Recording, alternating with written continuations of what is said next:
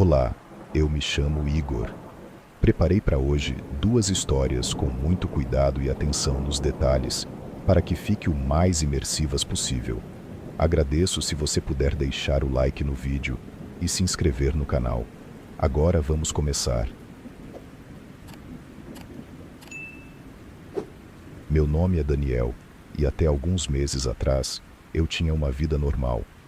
Não era perfeita, mas era estável. Um trabalho decente, amigos que se reuniam nos fins de semana para beber e conversar, e uma rotina sem grandes emoções. Era exatamente o tipo de vida que qualquer pessoa consideraria comum. Mas tudo isso mudou por causa de um desafio idiota. Uma aposta, na verdade. Algo que começou como uma brincadeira entre amigos. Um jogo inofensivo. Apenas mais um dos muitos que Victor e eu costumávamos criar para passar o tempo. Mas dessa vez, não foi apenas um passatempo. Dessa vez, algo saiu do controle. Tudo começou numa sexta-feira à noite, em um bar de sempre. O ambiente era pequeno e aconchegante, com luzes amareladas e uma trilha sonora baixa ao fundo. Aquele lugar já tinha visto inúmeras conversas nossas, desde os tempos da faculdade. Tínhamos o costume de sentar no mesmo canto, um espaço um pouco mais afastado das mesas principais, perto da parede de tijolos à vista. Naquela noite, não era diferente. Victor estava particularmente animado. Ele gesticulava enquanto falava, seus olhos brilhando com aquela empolgação que surgia quando encontrava uma nova ideia para alimentar seu intelecto inquieto. Cara, você já ouviu falar sobre como é possível destruir a vida de uma pessoa só com pequenas ações encadeadas? Ele perguntou, inclinando-se sobre a mesa. Eu franzi a testa e dei um gole na minha cerveja. O quê? Como assim? Tipo, não precisa de um evento catastrófico para acabar com a vida de alguém. Ele continuou. Não precisa de um acidente, uma tragédia, um crime. Basta um monte de pequenos eventos, coisinhas quase insignificantes, acontecendo na ordem certa, um atraso aqui, um mal-entendido ali, um erro bobo que leva a mira outro. E pronto, a vida da pessoa vira um inferno. Eu ri. Victor sempre teve essa mania de se interessar por teorias psicológicas estranhas. Desde a faculdade, ele se aprofundava em temas sombrios, lia estudos sobre comportamento humano, analisava experimentos antigos que beiravam a crueldade. Sei lá, cara. Parece viagem sua. Comentei apoiando os cotovelos na mesa. Ele abriu um sorriso e balançou a cabeça. Mas e se a gente testasse? Testasse? Como assim? E se alguém desafiasse o melhor amigo a arruinar a vida dele? Fiquei em silêncio por um momento. A ideia soava ridícula, mas ao mesmo tempo, intrigante. Olhei para Victor e percebi que ele estava falando sério.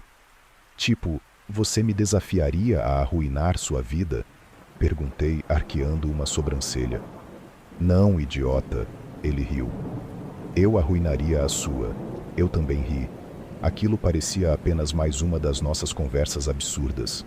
Nós sempre tivemos essa mania de nos desafiar. Quando éramos crianças, apostávamos quem conseguia pular de um galho mais alto da árvore do quintal.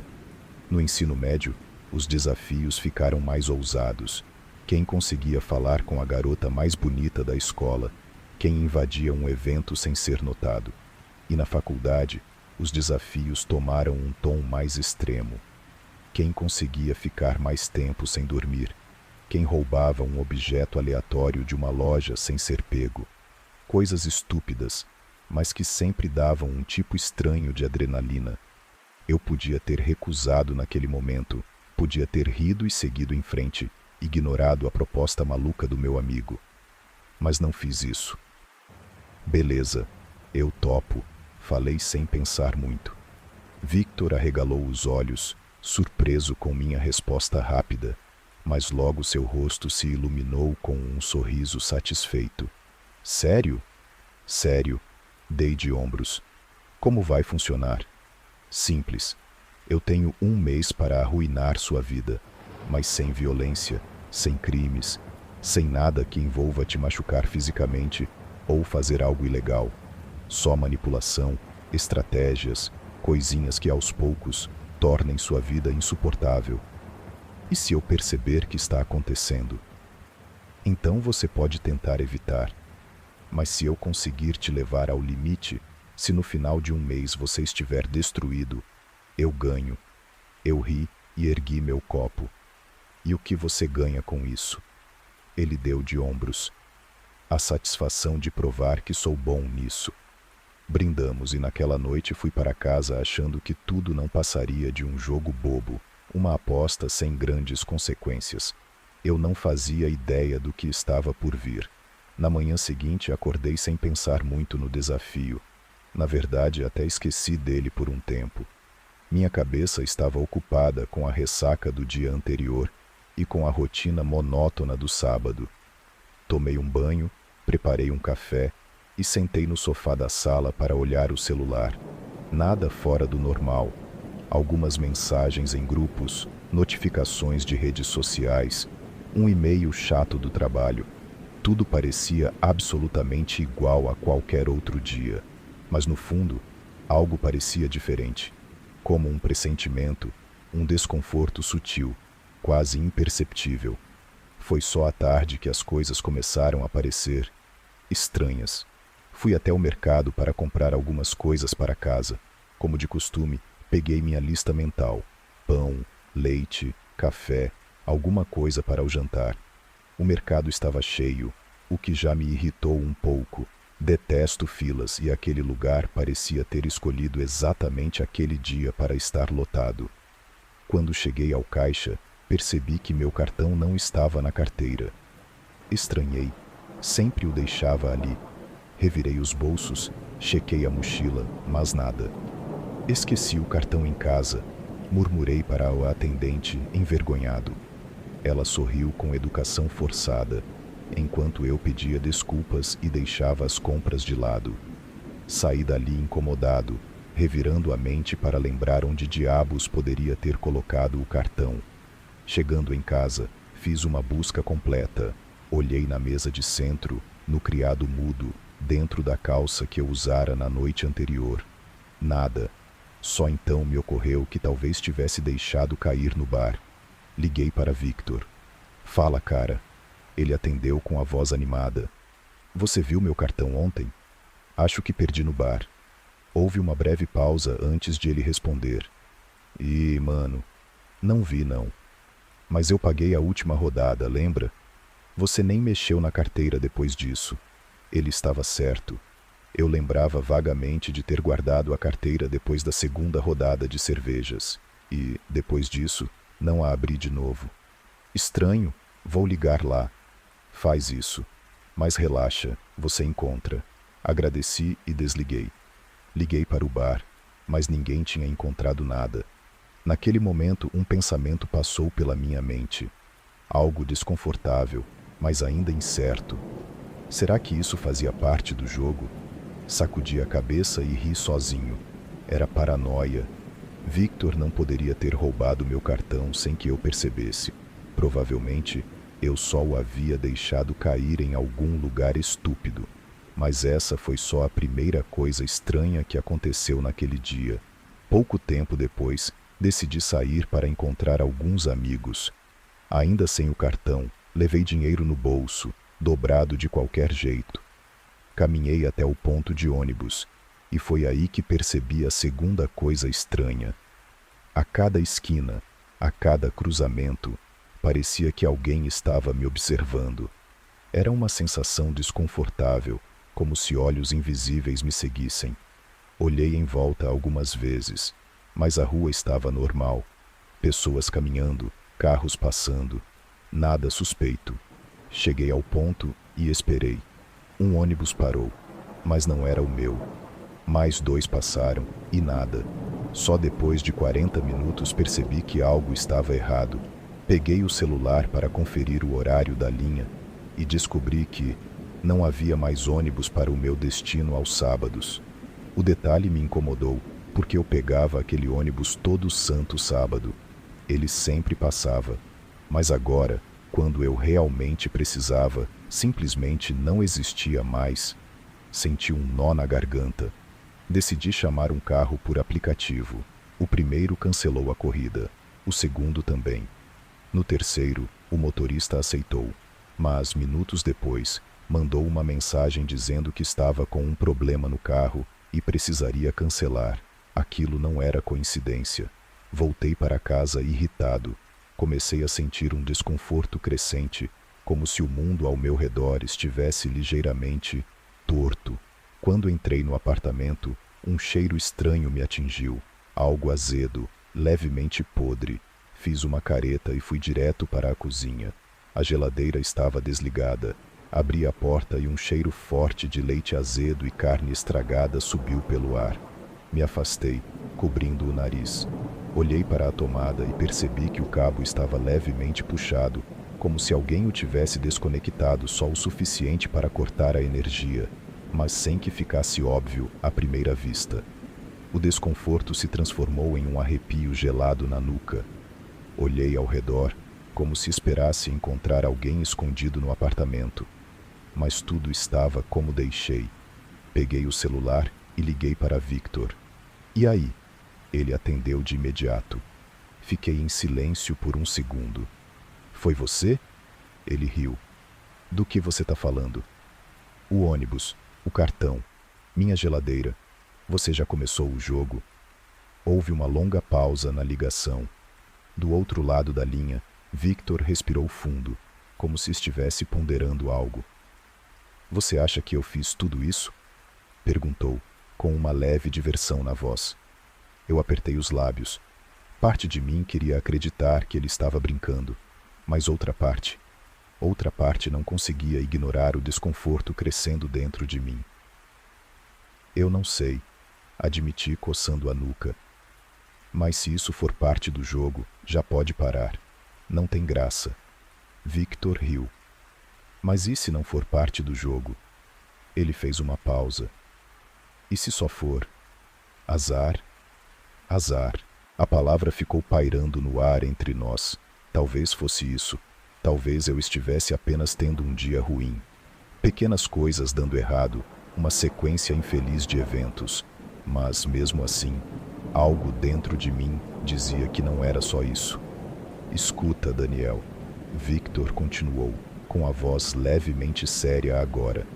O jogo começou no momento em que você aceitou, mas eu não preciso fazer nada grandioso para te afetar. Eu só preciso te deixar paranoico. Senti um arrepio subir pela espinha. O quê? Você já está se perguntando se cada coisa ruim que acontece faz parte do jogo. Está vendo? Eu nem precisei fazer nada ainda. Você está se destruindo sozinho. A ligação ficou muda por um instante. Meu coração batia um pouco mais rápido do que o normal. Boa sorte, cara. Victor finalizou, antes de desligar. Fiquei parado no meio da cozinha, olhando para a tela apagada do celular. Ele estava brincando comigo. E o pior, estava funcionando. Não há escapatória. A partir daquele momento, tudo começou a parecer errado. Como se o mundo ao meu redor tivesse perdido a familiaridade. Como se pequenas rachaduras estivessem se abrindo na minha percepção da realidade. No dia seguinte, acordei tarde. O sono foi inquieto. Toda vez que fechava os olhos, sonhava com situações estranhas. Portas que não levavam a lugar nenhum. Corredores que pareciam se estender infinitamente.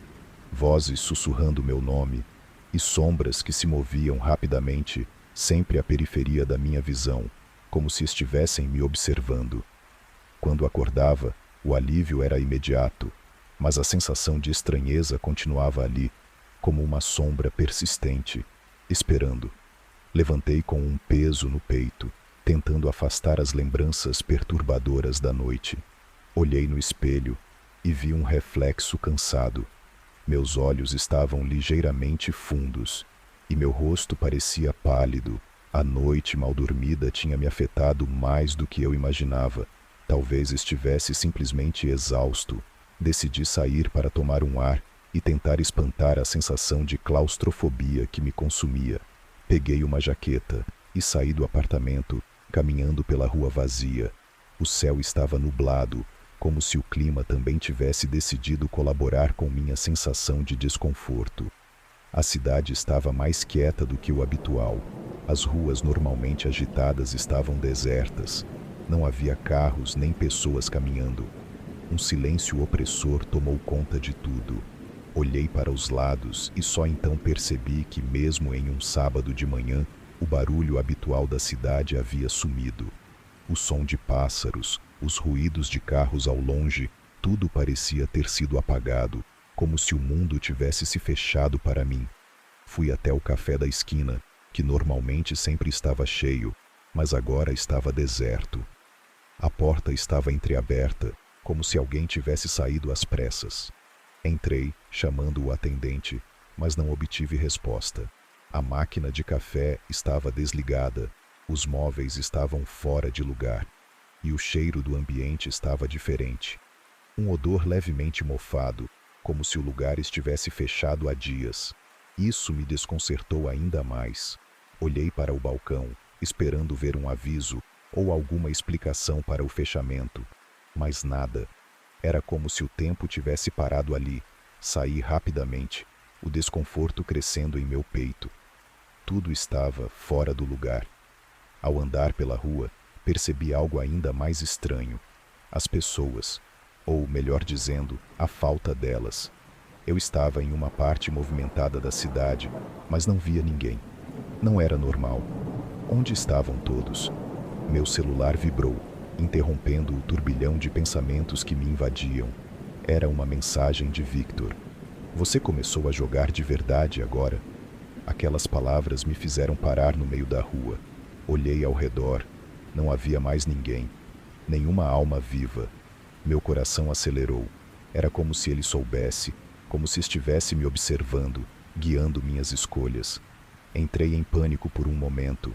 A rua estava deserta e o silêncio era ensurdecedor.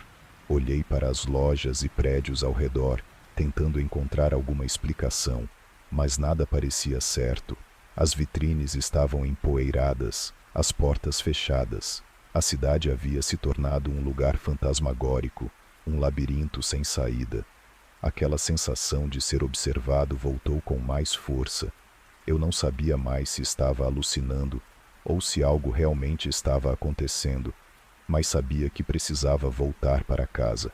Ao chegar em casa, a sensação de alívio foi momentânea, mas logo passou. O apartamento estava silencioso e vazio, como sempre, mas eu não conseguia deixar de sentir que algo ali estava errado. Foi quando ouvi um barulho vindo do quarto, um arranhar suave, como se algo estivesse mexendo no chão. Minha respiração acelerou. Meus pés ficaram grudados no chão, incapazes de me mover. O som persistiu, aumentando lentamente, como se uma força invisível estivesse se aproximando. Então, o celular vibrou novamente. Desta vez, você não pode fugir. Era de Victor.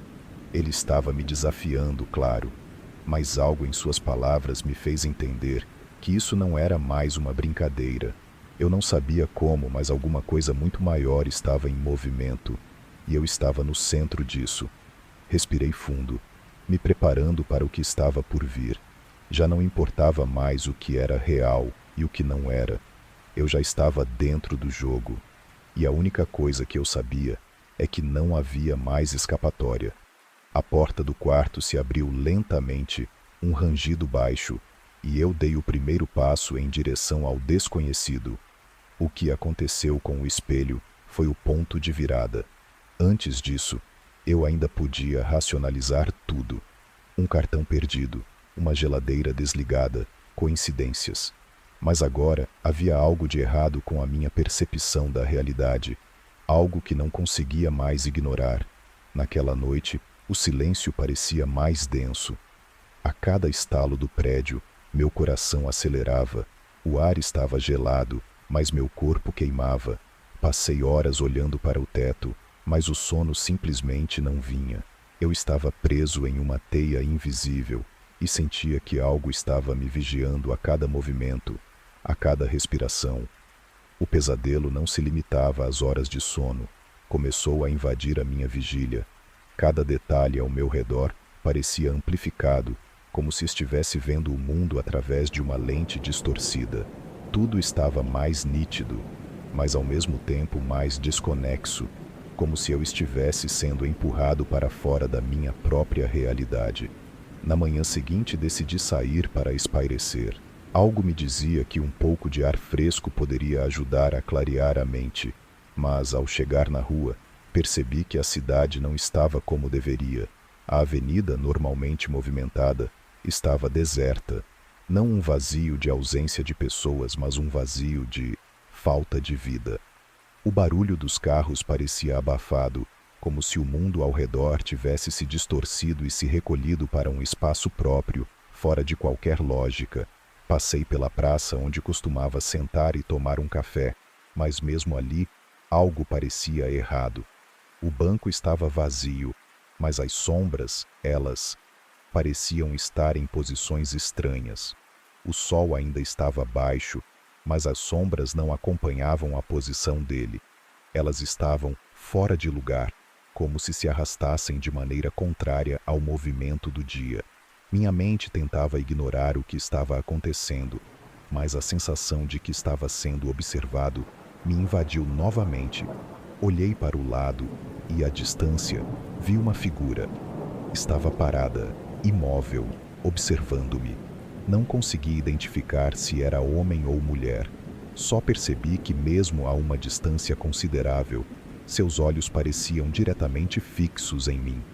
Engoli em seco e comecei a caminhar mais rápido, tentando afastar a sensação de pavor que me consumia. Não olhei para trás, mas sentia os olhos queimando minha pele. Era uma pressão insuportável.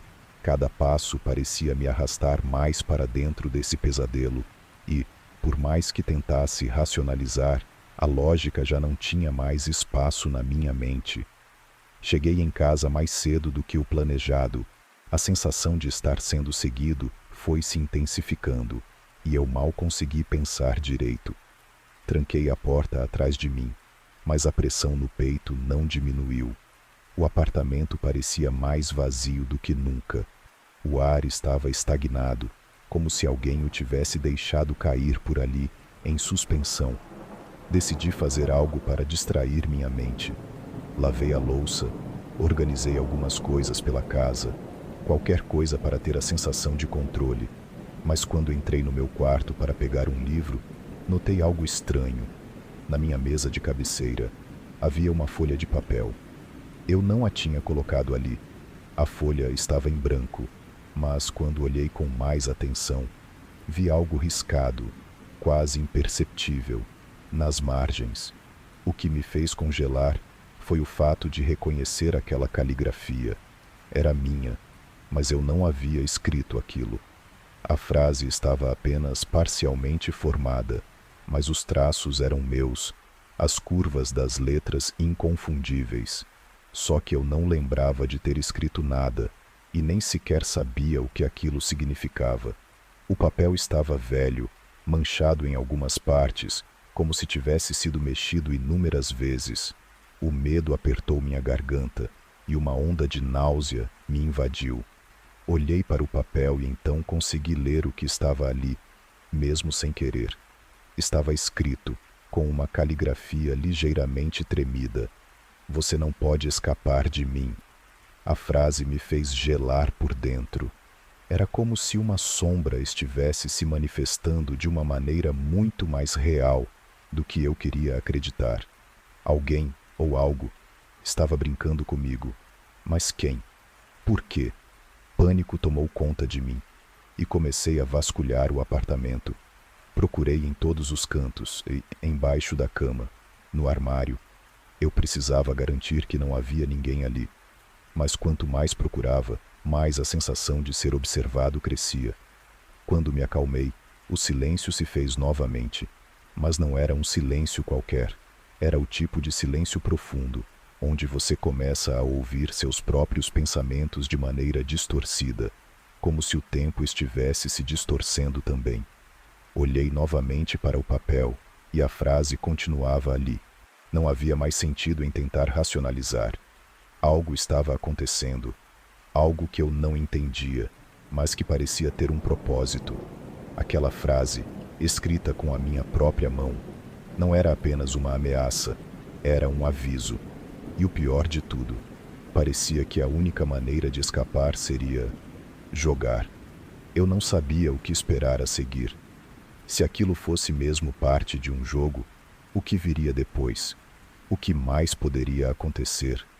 O medo agora era palpável, mas eu estava determinado a entender o que estava acontecendo, mesmo que isso significasse mergulhar ainda mais fundo nesse pesadelo. A noite se arrastou, e com ela, os minutos pareciam se esticar como se fossem horas. O medo estava instalado, e minha mente começava a entrar em um estado quase paranoico. Eu tentava me concentrar em algo, qualquer coisa que me trouxesse um pouco de paz, mas nada parecia funcionar.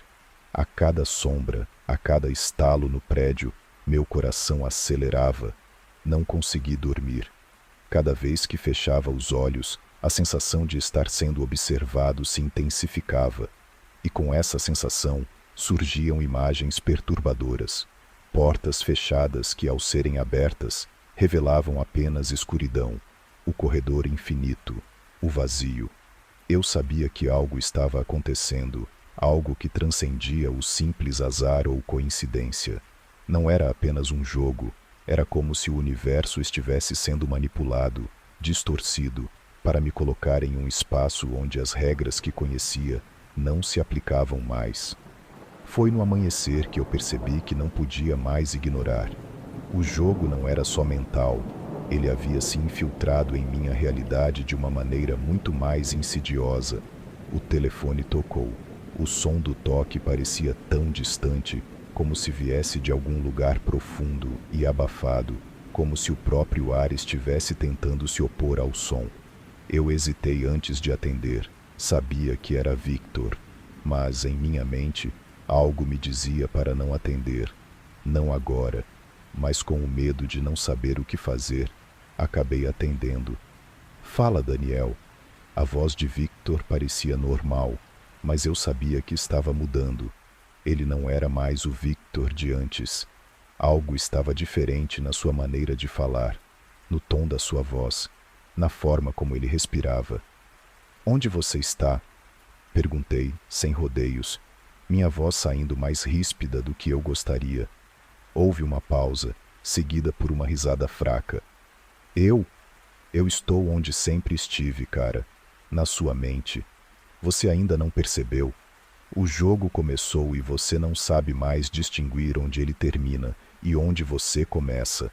O pavor que senti ao ouvir essas palavras foi indescritível.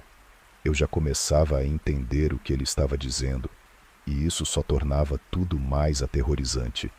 Não era apenas uma questão de ser manipulado, mas de ser consumido por isso. Victor, minha voz falhou por um momento, e o nó em minha garganta parecia apertar cada vez mais forte. O que você quer de mim? Ele respirou fundo do outro lado da linha, como se estivesse se preparando para uma resposta, mas antes que ele pudesse falar algo, houve um som estranho, como se algo estivesse sendo arranhado no fundo da linha, distante, mas presente. Nada, Daniel. Eu não preciso de nada. O jogo já começou. Eu só estou aqui para te observar, para ver até onde você vai. A linha cortou. O silêncio no apartamento foi absoluto. Por um segundo, o medo que eu sentia se tornou algo quase palpável, uma força que ameaçava engolir a minha sanidade. O que ele quis dizer com "eu só estou aqui para te observar"? Era como se ele estivesse me dizendo que, agora, era eu quem estava no controle, mas ao mesmo tempo não estava. Apertando os punhos, comecei a andar pela casa, tentando afastar a sensação de claustrofobia que me dominava. Não consegui mais ficar parado. Cada canto da casa parecia estar me pressionando, como se as paredes estivessem se fechando ao meu redor. Algo em mim queria fugir, sair, correr para bem longe. Mas onde eu poderia ir? Como eu poderia escapar de algo que parecia estar me perseguindo dentro da minha própria mente? Foi quando olhei para o meu celular novamente. e notei que havia uma nova mensagem. Era de Victor. Você está indo bem, mas é só o começo. Tente não se perder no caminho. Eu fiquei imóvel por um longo momento, encarando a tela do celular. O que ele queria dizer com aquilo? Como ele sabia o que eu estava sentindo? Como ele sabia da minha luta interna para manter a sanidade? Ele estava em minha cabeça, me controlando de dentro para fora. A mensagem parecia uma ameaça velada, uma provocação. Ele não estava apenas jogando comigo, ele estava me manipulando de maneiras que eu não conseguia compreender completamente. O controle que ele exercia sobre mim não era físico, mas psicológico, emocional. Ele estava me consumindo aos poucos. Uma peça de xadrez que ele movia no tabuleiro. Eu queria gritar, queria quebrar o celular e acabar com aquilo tudo. Mas em vez disso, fiz o que qualquer pessoa em pânico faria. Procurei uma distração. Corri para a janela, tentando respirar profundamente. Mas lá fora, nada estava normal. O céu estava opaco, como uma tela suja, e as ruas pareciam mais vazias do que nunca. Não havia movimento, nenhum som, só silêncio e uma sensação crescente de que a cidade inteira estava observando, esperando que eu fizesse o próximo movimento. E então, algo aconteceu. Eu senti um toque nas minhas costas. Foi suave, quase imperceptível, mas o suficiente para que meu corpo congelasse. Não era possível. Ninguém estava ali. Eu estava sozinho em casa, mas o toque continuava, como se alguém estivesse me acariciando levemente. A sensação foi tão real, tão palpável, que eu quase caí de joelhos. E então, o sussurro, quase inaudível, mas com uma clareza assustadora.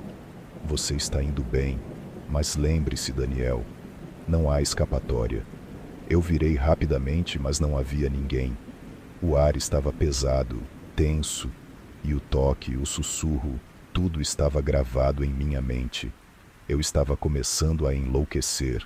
Tudo o que eu sabia era que, mais do que nunca, não estava mais sozinho.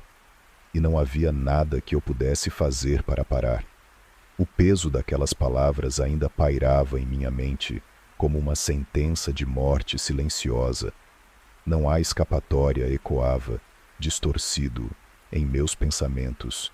Eu estava sendo consumido, peça por peça, dentro de um labirinto sem fim. As paredes estavam se fechando, e quanto mais eu tentava entender o que estava acontecendo, mais me afastava da razão. Tentei ir para a cama, mas o sono não vinha. Eu sabia que havia algo mais ali, algo muito além das simples brincadeiras de Victor. O jogo não era apenas psicológico, ele estava alterando tudo à minha volta. A realidade estava sendo distorcida, e eu não conseguia mais confiar no que via, no que sentia. Aquela noite, eu fiquei deitado, olhos arregalados, escutando o silêncio ensurdecedor. A escuridão parecia engolir o espaço ao meu redor. Uma escuridão que não era normal. Era como se a própria noite tivesse se tornado opaca, espessa, como se tudo o que existisse ao meu redor tivesse sido removido, deixando apenas um vazio infinito. Minhas mãos tremiam. A sensação de pânico era quase paralisante, mas havia algo mais sombrio que eu não conseguia nomear. Eu olhava para os cantos do quarto, esperando ver algo, alguma sombra que se movesse, mas nada. O medo estava mais dentro de mim do que fora. Algo em minha mente estava se quebrando. E então, de repente, o celular tocou. Eu sabia que era Victor antes mesmo de olhar. A tela brilhava na penumbra, iluminando meu rosto pálido. Eu hesitei, com a mão ainda tremendo. Sabia que cada palavra dele tinha o poder de me fazer desabar, mas ao mesmo tempo não conseguia resistir à tentação de saber o que ele queria. Atendi. Você está ouvindo? A voz dele era calma, como se estivesse esperando que eu respondesse. Mas ao mesmo tempo, havia algo distorcido nela, como se ele estivesse brincando com cada sílaba. manipulando o ritmo da conversa para me deixar no limite da sanidade. Não consegui responder de imediato. Eu estava respirando de forma ofegante, como se meu peito estivesse apertado por um peso invisível. Eu não sei o que está acontecendo, Victor. O que você quer de mim? Minha voz estava rouca, quebrada. Eu queria entender, queria parar aquilo, mas as palavras se enredavam na minha garganta. Ele riu baixinho. Eu não quero nada, Daniel. Eu estou aqui para observar. Você já se esqueceu? O jogo é sobre você. Eu só preciso que você continue jogando. O sangue congelou nas minhas veias, observando. A sensação de estar sendo vigiado, invadido, como se alguém estivesse dentro da minha cabeça, analisando cada movimento, cada pensamento. Eu queria gritar, queria correr, mas minha voz estava presa. Eu não podia mais fazer nada. Estava paralisado, aprisionado na teia que ele havia tecido ao meu redor. Como você faz isso? Finalmente consegui perguntar, minha voz cheia de desespero. Como você controla tudo? Como você sabe o que está acontecendo na minha mente? Victor se calou por um momento, e o silêncio que se seguiu foi mais ensurdecedor do que qualquer palavra. Ele estava me deixando à mercê de minha própria paranoia. Eu não controlo nada, Daniel. Ele respondeu por fim, a voz dele suave, como se estivesse explicando a um aluno relutante. Eu só te mostro o que você já sabe. Eu sou o espelho. A realidade é apenas o reflexo de sua mente. Você é o responsável por tudo. Eu apenas ajudo você a ver. Eu tentei respirar fundo, mas as palavras dele reverberaram em minha mente como uma maldição. Era como se ele estivesse dizendo que tudo o que estava acontecendo, todas as distorções, todas as alucinações, eram minhas, e isso me aterrorizava. Eu não conseguia mais discernir o que era real e o que era invenção, o que era ele e o que era minha própria mente enlouquecida. Você não tem para onde ir, Daniel. Não há como escapar. Está tudo dentro de você. Você vai se perder, e eu vou apenas assistir. A ligação foi interrompida. Fiquei ali, o celular ainda em minhas mãos, os dedos agarrando o aparelho com força, como se isso fosse de alguma forma me ancorar à realidade. Mas não havia mais realidade. Tudo o que eu conhecia havia desmoronado. Era como se a própria casa estivesse desmoronando ao meu redor. A sensação de que tudo estava desmoronando, não apenas fisicamente, mas na minha mente, começou a se tornar insuportável. Não havia mais chão firme. Cada respiração era um esforço, cada movimento uma tortura. Eu estava imerso em uma escuridão que não podia mais controlar. A noite passou de forma interminável. Eu não conseguia mais distinguir a madrugada do amanhecer. Era tudo uma massa disforme de tempo perdido.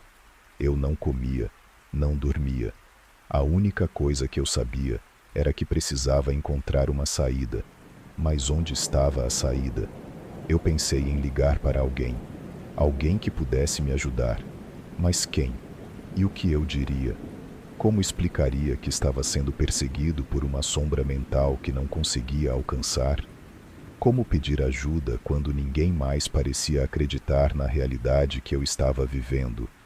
O que quer que fosse que tivesse começado com uma simples aposta, com um jogo que parecia inofensivo, havia se tornado uma prisão mental, um ciclo sem fim, em que cada tentativa de escapar só me afundava mais, e então, pela primeira vez desde o começo de tudo, eu percebi algo com uma clareza aterradora.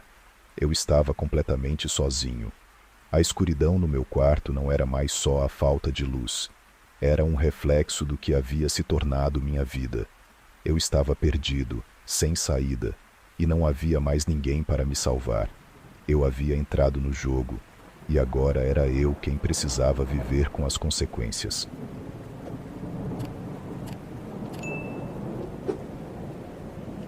Talvez meu relato não seja um daqueles extremamente fortes, suponho, mas ainda assim, é uma história que até minha família ouve com receio. Eles acham que é produto do medo, que naquela noite eu simplesmente perdi o controle. Como disse, talvez não seja tão forte, e com isso será difícil que acreditem em mim. Se o fizerem, eu entenderei. Minha família cresceu em uma vila que, com o tempo, foi se tornando cada vez mais deserta. Tínhamos medo de sair às ruas, que eram constantemente patrulhadas por criminosos, como acontece em lugares afastados, onde, de repente, um grupo de crime organizado chega e toma o controle. Por isso, nos mudamos para a capital. Meus pais, meus irmãos e eu. Lá na capital, já nos esperavam todos os meus tios, que, assim que meus avós morreram, deixaram nossa cidade. Fomos os únicos da família que permaneciam lá. Foi então que algo aconteceu. Os criminosos foram embora, mas o dano já estava feito. A vila se tornou uma espécie de cidade fantasma, com apenas um punhado de habitantes, pessoas muito velhas ou muito cansadas, para começar de novo em outro lugar.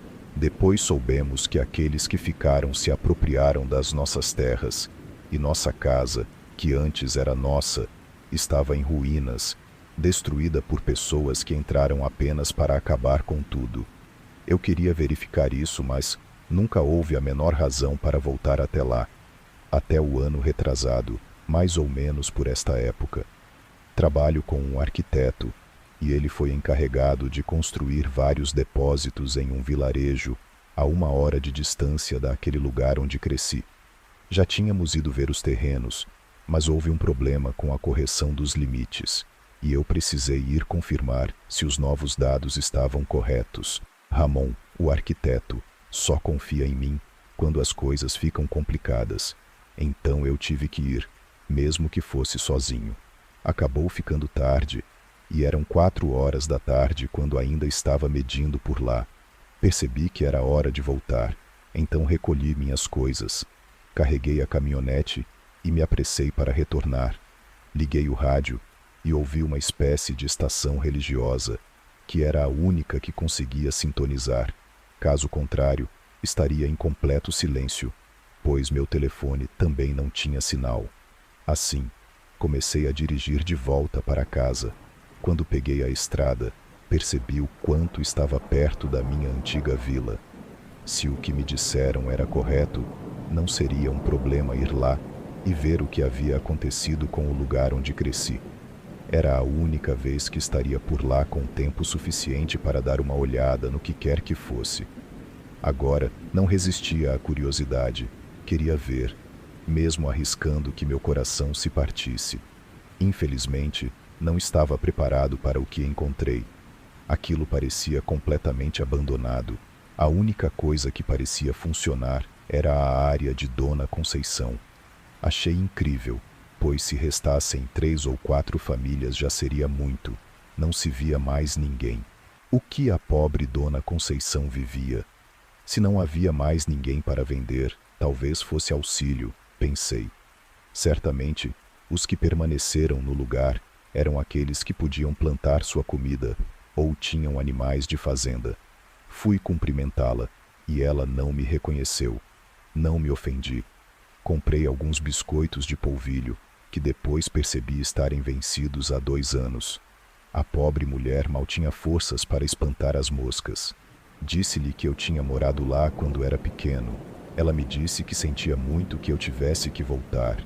Comecei a perguntar sobre meus amigos, sobre as pessoas do lugar, e a resposta era sempre a mesma. Ou tinham ido embora, entrado no tráfico ou estavam mortos. Até que perguntei sobre Justino. Ele ainda estava por lá, na mesma casa de sempre. Por algum motivo, isso me alegrou o coração. Justino era um colega da escola, do primário.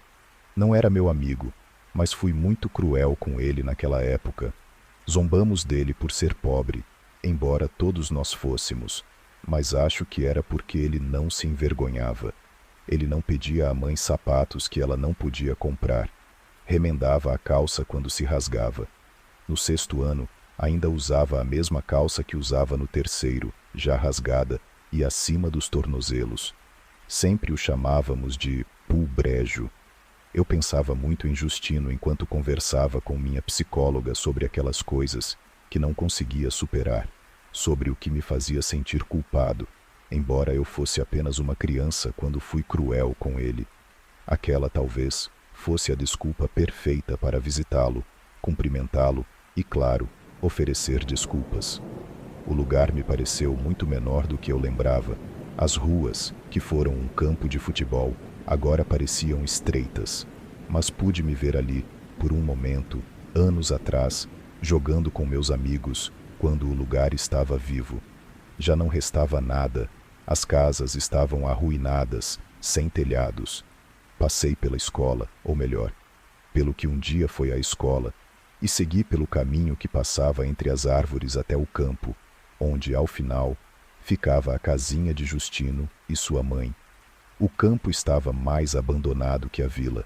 Talvez meu relato não seja um daqueles extremamente fortes, suponho, mas ainda assim, é uma história que até minha família ouve com receio. Eles acham que é produto do medo, que naquela noite eu simplesmente perdi o controle. Como disse, talvez não seja tão forte, e com isso será difícil que acreditem em mim. Se o fizerem, eu entenderei. Minha família cresceu em uma vila que, com o tempo, foi se tornando cada vez mais deserta. Tínhamos medo de sair às ruas, que eram constantemente patrulhadas por criminosos, como acontece em lugares afastados, onde, de repente, um grupo de crime organizado chega e toma o controle. Por isso nos mudamos para a capital. Meus pais, meus irmãos e eu. Lá na capital, já nos esperavam todos os meus tios, que assim que meus avós morreram, deixaram nossa cidade. Fomos os únicos da família que permaneciam lá. Foi então que algo aconteceu. Os criminosos foram embora, mas o dano já estava feito.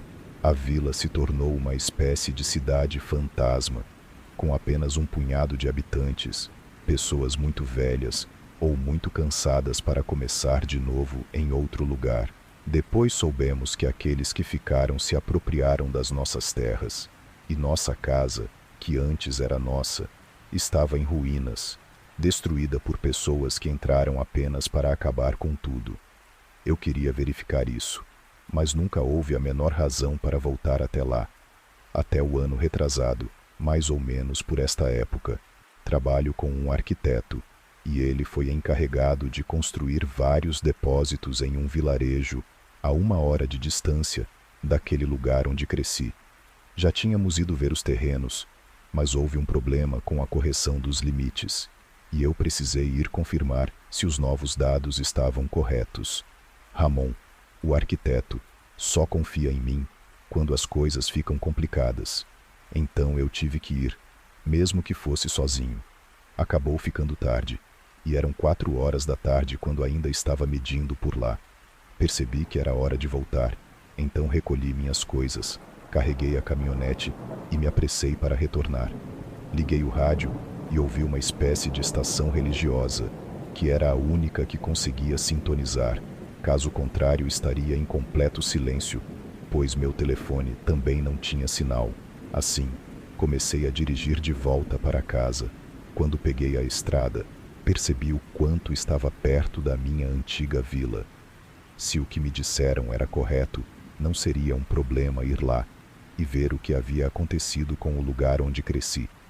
Era a única vez que estaria por lá com tempo suficiente para dar uma olhada no que quer que fosse. Agora, não resistia à curiosidade, queria ver, mesmo arriscando que meu coração se partisse. Infelizmente, não estava preparado para o que encontrei. Aquilo parecia completamente abandonado. A única coisa que parecia funcionar era a área de Dona Conceição. Achei incrível, pois se restassem 3 ou 4 famílias, já seria muito. Não se via mais ninguém. O que a pobre Dona Conceição vivia? Se não havia mais ninguém para vender, talvez fosse auxílio, pensei. Certamente, os que permaneceram no lugar eram aqueles que podiam plantar sua comida ou tinham animais de fazenda. Fui cumprimentá-la e ela não me reconheceu. Não me ofendi. Comprei alguns biscoitos de polvilho, que depois percebi estarem vencidos há 2 anos. A pobre mulher mal tinha forças para espantar as moscas. Disse-lhe que eu tinha morado lá quando era pequeno. Ela me disse que sentia muito que eu tivesse que voltar. Comecei a perguntar sobre meus amigos, sobre as pessoas do lugar, e a resposta era sempre a mesma. Ou tinham ido embora, entrado no tráfico ou estavam mortos. Até que perguntei sobre Justino. Ele ainda estava por lá, na mesma casa de sempre. Por algum motivo, isso me alegrou o coração. Justino era um colega da escola, do primário. Não era meu amigo, mas fui muito cruel com ele naquela época. Zombamos dele por ser pobre, embora todos nós fôssemos, mas acho que era porque ele não se envergonhava. Ele não pedia à mãe sapatos que ela não podia comprar. Remendava a calça quando se rasgava.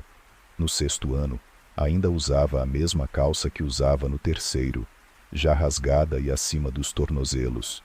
Sempre o chamávamos de Pul Brejo.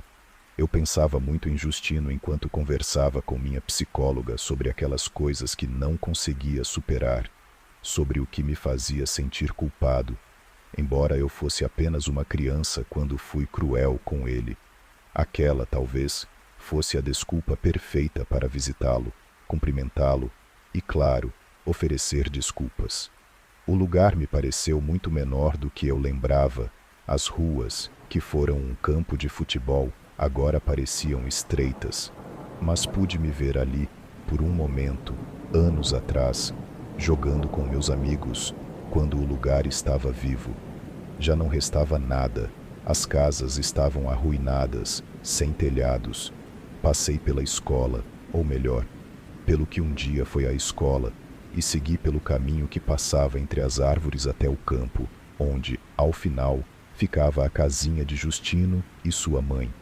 O campo estava mais abandonado que a vila. A plantação de milho parecia mais alta que eu. Ao longe, vi um espantalho e achei curioso que estivesse vestido de mulher. Parecia que fazia muito tempo que nenhum carro entrava por lá. No meio daquele caminho, o mato era muito alto, mas apenas no centro. Deixei minha caminhonete vários metros antes e fui caminhando para não assustá-los. Justino saiu surpreso. Estava igualzinho. Reconheci aquela cara de susto ao me ver, embora agora ele provavelmente não tivesse ideia de quem eu era. O cumprimentei e disse meu nome. Ele ficou intrigado por um momento, como se perguntasse por que eu estava ali. Expliquei que tinha visitado o lugar para ver o que restava da minha casa e que Dona Conceição me disse que ele ainda estava ali. Não entendo por quê, mas ele ficou feliz em me ver. Parecia que gostava de ter alguém mais ali com ele, alguém que se lembrasse de que ele existia. Ele me convidou a entrar e aceitei, ainda surpreso com sua amabilidade. Era como se ele não se lembrasse de quem eu era, nem de como o tinha tratado. Perguntei se ele se lembrava bem de mim, e ele disse que sim. Ele até me contou sobre aquela vez em que ele e sua mãe derrubaram uma caixa de verduras que levavam. Todos riram, mas eu fui o único que decidiu ajudá-los, carregando nos braços todas as verduras que pude. Foi curioso, porque eu não lembrava disso, e essa foi a única memória que ele guardava de mim. Ele pegou uma garrafa de cachaça e me ofereceu um gole. Aceitei. Disse que só um, porque precisaria dirigir de volta à cidade. Mas aceitei o segundo, quando uma chuva começou. Disse que esperaria a tempestade passar, e ele me serviu a segunda dose. Sentamo-nos em sua entrada para ver a chuva cair. O vento estava forte naquele finalzinho de tarde. Eu sabia que ia chover, e até tinha visto o tempo se formando, mas não liguei. Estava prestes a dizer algo, mas Justino ignorou. Então fiz o mesmo, ou pelo menos tentei. Sem perceber, já eram 7 horas da noite. Continuamos bebendo, e perguntei a Justino se ele não lembrava do quanto fui mal com ele, de como zombávamos dele junto aos outros. Ele disse que sim, mas que há muito tempo tinha decidido deixar isso para trás, nos perdoar. Ele deixou de ter raiva de nós quando encontrou Chicão, o pior de todos, um suposto amigo que na verdade nos causava dor de cabeça. Eu não sabia o que tinha acontecido com ele, então perguntei onde o encontrou. Naquele momento, pensei que ele estava prestes a me contar uma história normal, a de um dos amigos mais fracos que a gente acaba encontrando nas ruas. Um dia, às vezes pedindo dinheiro nas calçadas, perdido nas drogas. Uma história que eu certamente já tinha ouvido. Mas não. Justino estava prestes a me contar algo muito diferente. Algo que aconteceu pouco depois de eu ter deixado o lugar, quando tínhamos 15 anos. Chicão estava se juntando, há meses, com aquelas pessoas más, aquelas que andavam fortemente armadas. Eu não vivia as ameaças que Justino me contou, aquelas que ele fazia, até mesmo a seus amigos, a seus pais, por estar andando com aquele tipo de gente. Um dia, ele subiu na caminhonete daqueles caras e simplesmente foi com eles. Disseram que ele era muito corajoso, que isso o levaria longe. Ele foi com eles e não voltou mais. Depois disso, seus pais e as pessoas que restavam começaram a procurá-lo. Chicão era um menino problemático, mas ainda assim, um menino, apesar de tudo. E quem o encontrou foi Justino. Semanas depois de terem parado de procurá-lo, ele tinha ido quase na saída da cidade, onde ainda tinha família, onde sempre havia algo de comer para eles, quando ele e sua mãe já não tinham nem farinha com água para comer. Voltando com sua sacola, decidiu cortar caminho pela mata. Pode dar medo, mas não a pessoas como ele, acostumadas a percorrê-la à noite. Além disso, ele estava com seu cachorro. Mas de repente o cachorro começou a chorar, a latir para algo à frente. Justino levava uma lanterna que encontrou no lixo. Ele a apontou para cima, para as árvores, para onde seu cachorro continuava latindo. Lá estava, pendurado por uma perna, o que restava de Chicão. Justino disse que parecia que ele estava ali há semanas. Sem entrar em detalhes, ele me disse que Chicão foi torturado da forma mais cruel que você possa imaginar. Quem fez o que fez com ele, nem humano era mais. Doeu muito vê-lo assim. Justino disse que naquele momento percebeu o quão frágeis todos nós somos e que, no fundo, éramos todos crianças assustadas, mesmo quando fomos tão maus com ele. Por mim, tudo está perdoado. Só falta você se perdoar, ele me disse enquanto tomava mais uma dose. Foi então que ouvi algo, claramente um choro. Parecia vir do milharal. Perguntei se estava tudo bem, e ele disse que sim, mas que era melhor entrarmos porque já estava esfriando. Ele tentou abrir outra garrafa, mas eu disse que não, que estava bem assim. Preferia um café para poder sair dali assim que a chuva acalmasse. Ele preparou o café, não sem antes zombar de mim. Disse que eu tinha esquecido como chovia naquela região, como se eu quisesse apagá-la do mapa. Não vai acalmar até a madrugada.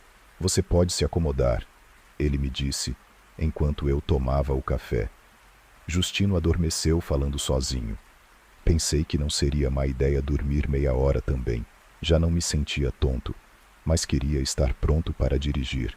Coloquei algumas panelas nas goteiras da cozinha e sentei-me em um pequeno sofá quebrado e fedido que ele tinha ao lado da janela. Um raio próximo sacudiu as paredes de repente e me acordou. Senti como se tivesse caído a poucos metros da casa. Olhei pela janela para confirmar que ainda chovia forte como há horas. No telefone, ainda não havia sinal. Em casa já estariam preocupados comigo. Então pensei em sair dali, apesar do mau tempo. Um relâmpago iluminou tudo lá fora. Ao longe, pelo caminho por onde eu tinha vindo, entre o milharal, pude ver alguém se aproximando. Era uma silhueta pequena e encurvada. Talvez eu só tivesse imaginado, pensei, mas um novo relâmpago a revelou novamente se aproximando. Justino, Justo, acorda! Alguém está vindo, eu disse, mas ele ainda estava dormindo profundamente. Voltei para a janela. Aquela pessoa já estava a uns 40 ou 50 metros, o que me permitia vê-la só um pouco ainda na escuridão. Achei que vi um avental xadrez, como o que tinha visto no espantalho. Não podia ser possível. Ajude-me, abra. Está chovendo muito, pensei. Reconheci a voz por um momento. Meu Deus, era apenas a mãe de Justino. Quem sabe de onde ela vinha àquelas horas? Eu fui um tolo, que nem sequer perguntei por ela. Certamente vinha de outra cidade, de sua família. Me apoiei na porta. Estava prestes a abrir, mas o choro que havia rondado por tanto tempo ressoou novamente na minha cabeça. Estava lá fora. Algo estava lá.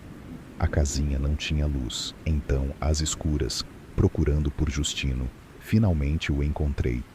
Disse-lhe que sua mãe havia chegado e que deveríamos sair para ajudá-la. Não é minha mãe. Minha mãe morreu há anos, ele respondeu. Não abre a porta. Ela sempre vem, mas logo vai embora. Levei alguns segundos em silêncio para assimilar o que ele acabara de dizer. Aquilo não fazia sentido nenhum em minha mente. Perguntei a Justino se eu poderia dar uma olhada, se eu poderia vê-la. Ele respondeu que não recomendava. Mesmo assim, me aproximei da janela. Pela fresta da cortina, consegui vê-la, embora estivesse muito escuro. Ela parecia olhar para dentro, parecia estar esperando que eu olhasse, mas não podia ser. Era a mãe dele, tal como eu me lembrava. O que é isso? Por favor, explique o que é, perguntei desesperado. Justino me deixou falando sozinho. Ele disse que eu tentasse dormir um pouco, que não saísse, que não abrisse a porta e que tudo ficaria bem. Ela chora um pouco, me disse, e depois vai embora. Sentei no chão, o mais longe possível da porta. Justino voltou a dormir com os minutos e, depois das horas, adormeci também. O choro parou de ser ouvido. A chuva foi acalmando pouco a pouco. Então, adormeci no chão, encostado na parede. O som da porta me acordou. Talvez eu não tenha escutado bem, mas então ouvi novamente. A porta se abriu. Justino acordou assustado. Eu não conseguia me levantar, o medo me congelou completamente. No entanto, nada entrou. Lá fora havia apenas silêncio. Nós dois nos levantamos para verificar. Tudo parecia estar bem. Olhei para o relógio. Passavam das 4 da manhã. Disse a ele que era hora de ir embora. O céu estava completamente limpo. Justino não me respondeu nada. Agradeci por tudo. Pedi desculpas novamente e caminhei até minha caminhonete. Pude notar, enquanto andava, que aquele espantalho estava de novo no meio do campo, definitivamente vestido como aquilo que se aproximou durante a noite. Naquele momento, o que mais queria era me afastar dali, daquela casa, daquele campo de Justino, do que parecia ser a mãe dele. Saí para a estrada e finalmente parei na cidade vizinha. Precisava de um café, mas a loja ao lado do posto de gasolina só abriria em 1 hora, então me recostei para esperar. Fechei os olhos e o sol me acordou 1 hora depois. Entrei na loja e peguei um café. A mulher que atendia me parecia conhecida. Ela também me reconheceu, embora não soubéssemos nossos nomes. "O que faz por aqui?" ela perguntou. "Foi ao vilarejo? Já não há nada para ver, né?" "Definitivamente não", respondi, "mas passei a noite lá. Foi suficiente para não voltar." "Com o Justino? Na casa dele?" perguntou ela, estranhando. "Dona Conceição me disse que ele ainda estava lá. Fui procurá-lo, mas não vi muito mais do que isso. Parece que todos já foram embora", disse. Ela demorou para me responder. "Lá não resta ninguém", disse ela. Eu não soube o que responder. Certamente ela não sabia que ainda havia algumas famílias lá. Ela jurou que estava certa do que dizia. Então, tudo o que precisava fazer era dirigir de volta a alguns quilômetros. Eu sei. Eu tinha certeza que Justino ainda estava lá, que Dona Conceição ainda estava lá. Comi o polvilho vencido que ela me vendeu, mas eu não tinha nada a provar. Não havia razão para voltar. Não contei a ninguém que passei a noite lá, até vários dias depois. Mas tudo o que recebi da minha família foram explicações sobre o que, segundo eles, eu imaginei que havia acontecido. Ninguém sequer considerou a possibilidade de que algo daquela noite tenha sido real. Fiquei tão irritado com a forma como reagiram que parei de contar a história. Mas vou confessar a vocês que estou reunindo forças e coragem para voltar àquele lugar, para procurar Justino, para percorrer aquelas ruas novamente, talvez para reconstruir minha casa, a casa onde cresci, sobretudo porque há semanas um dos amigos de infância do meu pai deu uma volta por lá. Não sei como ele soube do que vivi, porque pelo menos eu não contei. Ele veio me ver especificamente para me dizer que, da casa de Justino, não restava nada, que a única coisa que havia lá era um espantalho horrível no meio do que foi seu campo. Eu não acredito nele. Não posso acreditar. Há coisas que preciso ver com meus próprios olhos.